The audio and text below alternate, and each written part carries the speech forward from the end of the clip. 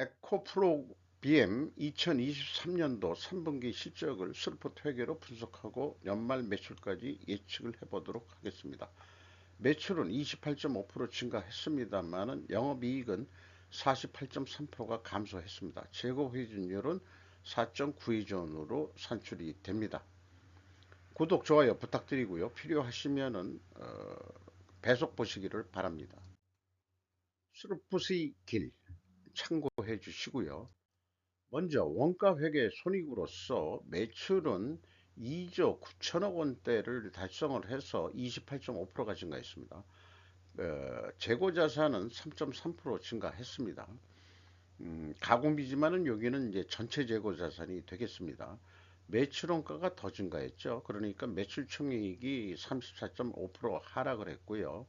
판매관리비가 10.7%또 증가를 했으니까 영업이익은 925억 원으로서 전년보다 54.1%나 하락한 것으로 그렇게 결산이 됐습니다.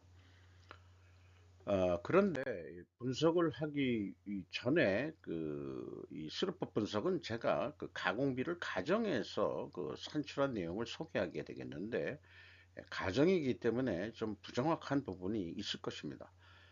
에코프로비엠에 대해서 다시 어떤 회사인지 보기 위해서 회사가 설명한 내용을 보면은 리튬이온 2차전지의 핵심 소재인 양극소재, 양극재, 양극활 물질을 개발 생산하는 전지재료 회사다. 이렇게 소개를 하고 있고 니켈 함량이 80% 이상이며 에너지 밀도가 높은 양극 소재인 하이니켈계 3원계 양극화 물질을 전문 생산하고 있다. 뭐 저로서는 뭐 화학이나 뭐 이런 거 잘 모르니까 잘 모르지만은 어쨌든 양극 소재에 니켈이 많이 들어간다. 3원계라는 게 또 뭔지 모르겠습니다만은 세 가지가 뭐 들어간다는 것 같아요. 3원계라고 얘기하는 게. 그래서 원재료도 그 회사는 니켈과 코발트, 리튬을 얘기하고 있습니다. 그런데 이제 가격을 제시한 거 아닌데 구두 서술한 거 보면은 니켈 가격도 내려가고 주로 그 비철금속 가격들이 주로 그 계속 내려가고 하방 압력을 받고 있다. 가격 하락 압력을 받고 있다. 이런 소개를 해서 제가 원재료 가격이 그 내려갔다는 가정을 하게 됐습니다. 이런 근거로 가정도 그 어떤 근거를 찾아가지고 가정을 합니다. 회사는 제품에 대해서 좀 이렇게 소개를 했는데 양극재를 만드는 회사이기 때문에 이 전기 배터리에서 여기 들어가는 소재를 생산하는 기업이라고 하는데 그래서 저는 궁금한 게 그럼 음극은 뭐지? 음극은 뭐지 했더니 좀 아시는 분이 계는데 흑연이다. 그 흑연인데 이게 또 흑연이 중국이 대부분 또 그 공급을 한다며요. 이렇게 그 공급 제한을 받고 있는 그 전기차 배터리가 중국하고 그 무역을 그 끊을 수가 없는 거 아니냐 뭐 이런 또 옹호론이 나오고 있는데 어, 이 공해나 뭐 이런 그 이 기후 문제, 환경 오염 문제 때문에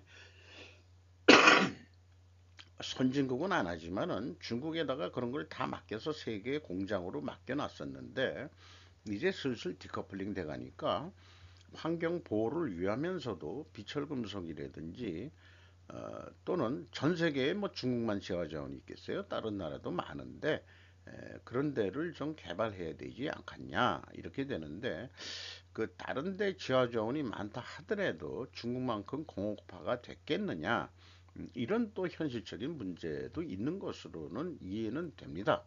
하지만은 그 LG 에너지 솔루션 얘기했을 때도 언급했지만은 하도 그 전기차 쪽을 많이 하니까 중국에서 너무 그 생산업체들이 난립을 해가지고 이제 거의 이제 뭐 도산 직전이다. 도산한 회사가 속출하고 있다.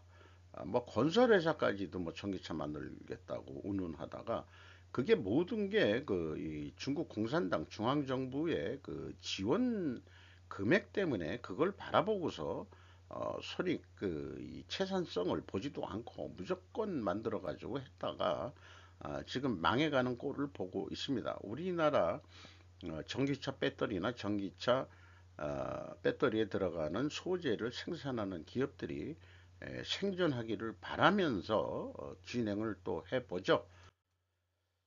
스루프 손익으로서는 그 매출에 비례하는 매출 재료비가 더 증가했어요.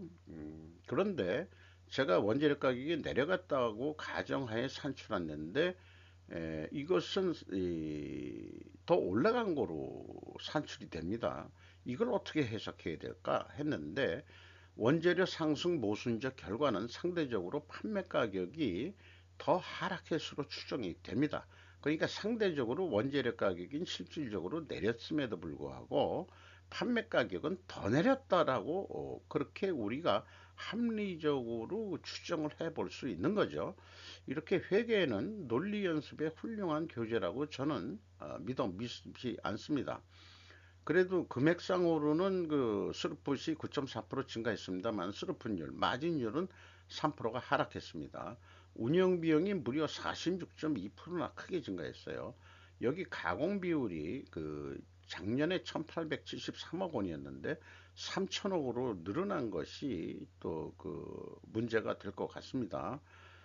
이게 왜 늘어났는지, 그게 이제 비용의 성격적 분류에서도 좀 살펴보기로 하겠습니다만은, 이 회사는, 공개를 안 하는 게 문제예요. 공개를, 분기에는.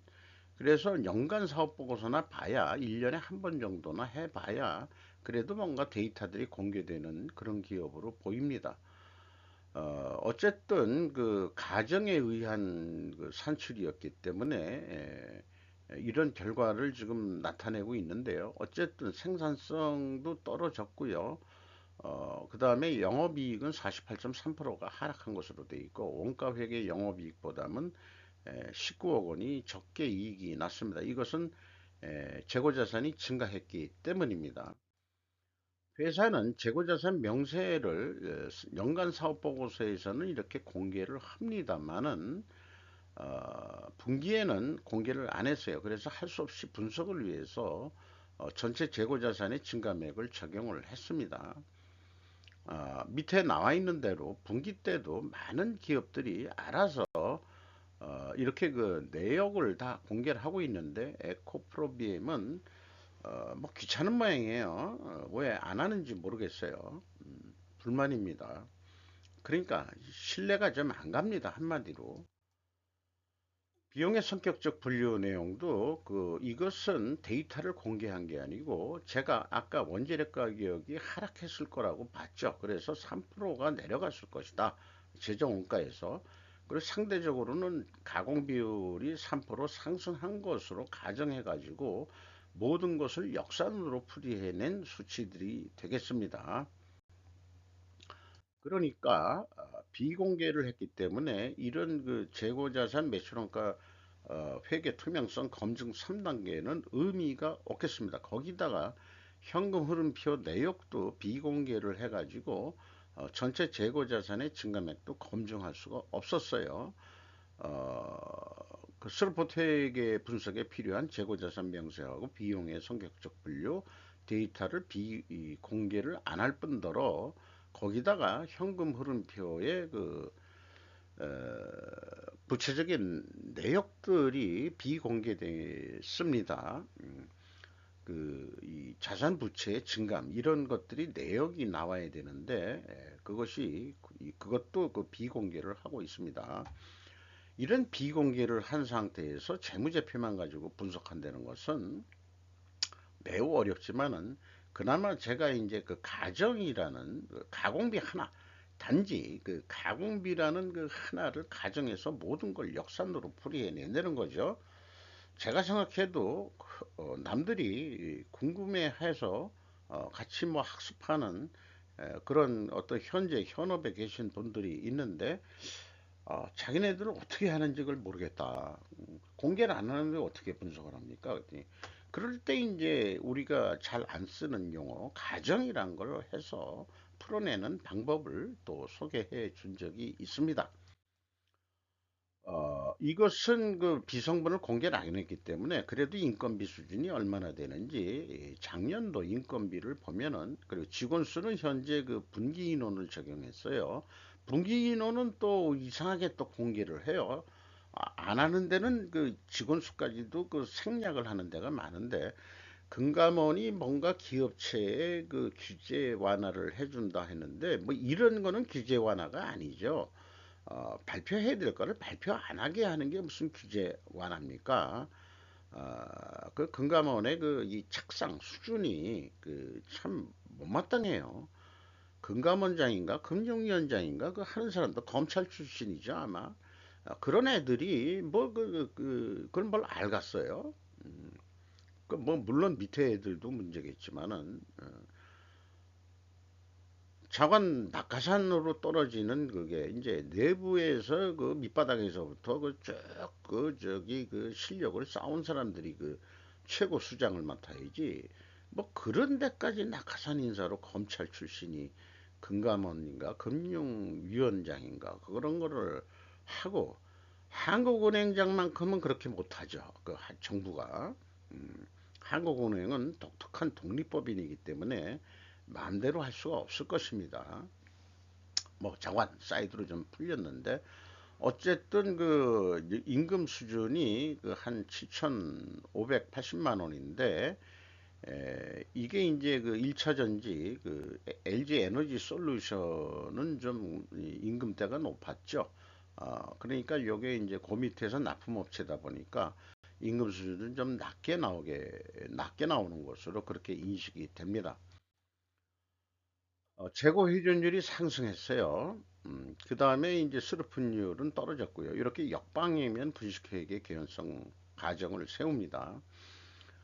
그리고 이자 부채 레버리지율이 50%가 넘으면 경영권이 무너지게 되어 있는데 거의 지금 레드존 까딱까딱 하고 있습니다. 어, 이게 이제 문제겠죠? 이게 문제입니다. 어, 그리고 그 영업이익을 내는 게 그 이자 보상 비율이라고 지급이자가 나가는 거기 때문에 그래도 이제 4.4비지만 작년에 비해서는 팍 떨어졌죠. 매우 크게 떨어졌습니다. 현금 보포율은 뭐 크게 주진 않았네요. 그래서 이 분식회계 개연성 가정을 세우는데 재고 회전율 상승과 수력 분율 하락 역방향이면은 만약에 그렇다면은 그러면은 분식회계 개연성 가정을 한다. 반증을 하려면은 원재료 가격 하락 및 판매 가격 하락 순방향 데이터를 확인할 수 있어야 된다. 아, 이렇게 얘기할 수 있겠습니다. 그리고 이 재고 회전율을 다른 결과로 봤을 때는 수량으로 산출해야 된다. 그래서 수량으로도 해서 상승이 되면은 나름대로 투명성은 인정은 할 수 있다. 이렇게까지 이제 생각을 하는 거죠.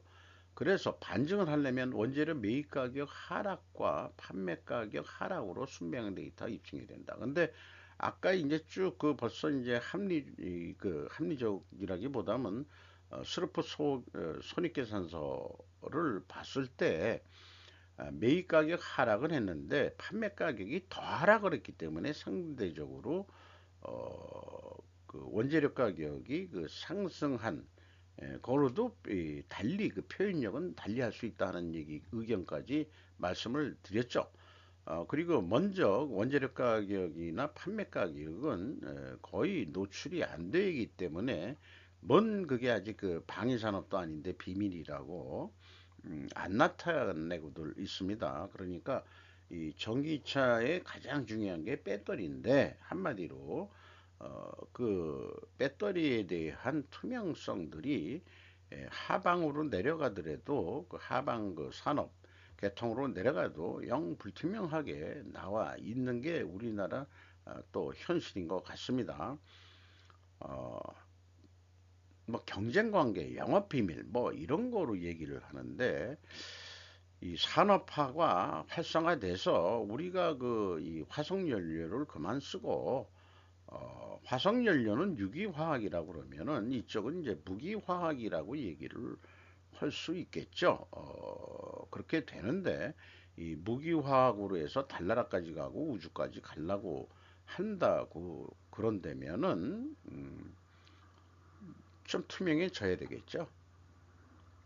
지금 같아서는 사실 에코플로 비행 같은 데는 분석하고 싶은 마음이 없습니다만은 그 배터리 만드는 그 물질을 또 공급하는 그런 회사들이 또 궁금은 하니까 LNF라는 데도 또 하나 있는데 이거하고 그 에코프로미엄하고 또 비교를 해봐야 좀 또 좀 속이 좀 뭐 좀 풀릴 것 같은 기분도 듭니다. 어쨌든 원가 회계 개념으로서 연말 매출액을 예측해 보면은 3조 한 6,200억 정도 하게 되는데 재고가 3% 증가한다고 가정했을 때 1,115억 원 판매 계획만큼 나올 수 있을 거로 판단됩니다. 재고가 크게 증가는 안 했기 때문에 3% 정도만 그 내려간다라고 해보면은 재고가 내려가면은 그 원가 회계는 영업이익이 내려가게 되어 있습니다. 에, 딱히 이제 비율을 좀 멋있게 좀 해보려고 그러는데 우리는 마녀한테 그 걸려가지고 유혹을 당해서 혼미한 상태에서 살고 있다. 이렇게 이제 얘기를 해볼 수 있을 것 같아요. 스루프 회계는 마녀한테 안 걸린 상태이기 때문에 매출에 비례하는 매출 재료비로 손익을 계산하기 때문에 3조 6천억 정도 나오는 거로 되어 있습니다. 그러나 영업이익은 좀 적게 예측이 됩니다. 그래서 그 계획만큼 이익을 내려고 그러면은 재고 회전율을 올릴 수밖에 없습니다. 6.8%도 노력을 해보자. 그러면은 매출이 한 3조 8천억 정도 해가지고 1379원까지 영업이익을 올릴 수 있을 것이다. 이렇게 도전적인 목표를 세워볼 수 있겠습니다. 스루풋 회계 기준으로는 3조 6,160억 원이 나오고 원가 회계 기준은 3조 6,380억 원이 나오는데 한 220억 원이 적게 나오게 되어 있죠. 적게 나올 경우에는 재고가 증가했을 경우에는 그 스루풋 회계에는 그 적게 나오게 되어 있습니다. 이것이 그동안에 쭉 분석을 하면서 통계치의 그 매트릭스표인데요. 재고가 증가했을 경우 스루풋 회계는 원가 회계 영업이익보다 이익이 감소한 거 이미 검증이 됐고요. 판매 예가는 원가 회계보다 낮게 나온다는 것을 우리가 확인이 됩니다. 아, 이런 것도 말씀을 드릴 수 있겠고, 그래서 그 예측 알고리즘도 나름대로는 저는 제가 속된 말로 잘 만든 거다라고 얘기를 할 수 있겠습니다. 현금 재무제표 중에서도 그 현금에 대한 에, 그 데이터들을 그 비공개했기 때문에 비공개하더라도 잉여 현금 흐름만큼은 프리캐시 플로우만큼은 뽑아낼 수 있습니다. 지금이자만 안다 그러면은 그래서 채권자 잉여 현금 흐름은 돈을 번 게 아니고 6,954억 원을 회사에 다시 들여 밀었습니다. 더 했죠. 그래서 아까 그 경영평가 지표에도 그 하나 인용을 했습니다만은 50%가 경영권 방어선인데 48.4%까지 증가를 했어요. 50% 넘어오면은 경영권 뺏기게 되어 있습니다. 그 이 채권은행한테. 근데 이자율은 조금 내려갔네요. 그런 게 있네요. 이자율은 좀 낮은 걸 쓰고 있다고 생각을 합니다. 주주잉여 현금흐름은 그 15억 9,900만 원인데 이게 이제 그래도 이익 배당을 조금 한 것 같습니다. 그게 0.1%밖에 되질 않습니다. 이익 배당이 아니고 뭐 여러 가지 그 복잡한 게 있긴 있는데 그거 다 생략하고 잠깐 주주가 가져간 돈이 0.1%뿐이 되질 않는다. 이런 얘기고 작년에는 6천억을 더 주주들이 더 돈을 더 들이밀었는데 31.6%를 또 추가 유상증자가 또 있었습니다. 그 전반적으로 회사는 6,938억 원의 현금을 잃었다라고 표현할 수 있겠습니다. 근데 주가가 문제일 것 같은데요. 연초에 92,100원 했던 게 현재 가격으로 30만 8,500원입니다. 21만 6천이나 급격히 뛰었는데 이런 것들이 이제 그 작전 세력들이 이제 준동할 때 나오는 거 아니냐. 2022년 말만 하더라도 LG 에너지 솔루션은 한 그래 500 몇 프로, 600%요 정도 선이면은 이해가 되겠는데 2000%가 넘었어요. 경영 성과도 보지만은 경영 성과를 보고 그다음에 부채 비율도 그렇게 주가를 볼 때는 일반적으로 어떤 그 이 주가 예측 산식 이런 거는 있을 수가 없겠죠. 그 비합리적 세계에서 비논리적 세계에서 그래서 일반적으로 그 채권은행들이 볼 때는 그 부채 비율을 빼고서 보는 거 빼야 되지 않겠냐 이렇게 저는 생각을 하는데 모르겠습니다. 이렇게까지 올라야 될 이유가 전혀 없는데 왜 이렇게 오르는지 아마 여기에 그 꼭대기에 그 매입한 사람은 아마 그 손해를 많이 볼 것 같은 그런 기분이 들어가네요. 분명히 주가가 더 오르진 않을 겁니다. 중국 도산하고 있죠. 뭐 하고 우리나라도 영향을 받아서 전기차 배터리 쪽은 좀 당분간 안 좋을 거로 생각이 듭니다만은 잠깐 뭐 주식 쪽은 제가 뭐 전문 쪽이 아니니까 잘 모르겠지만 그래도 2000%는 넘어가다 그런 생각은 얘기하는 거겠죠. 에코프로라는 데가 45.58%를 가지고 있고 그 에코프로의 최대 주주는 이동채 씨라는 분인 모양인데 19.29% 지분을 가지고 있습니다. 외국인이 7.01% 지분을 소유하고 있습니다. 이상 에코프로 BM 3분기 실적을 가정에 의한 스루풋 분석을 해보고 연말 매출까지 예측을 해봤습니다.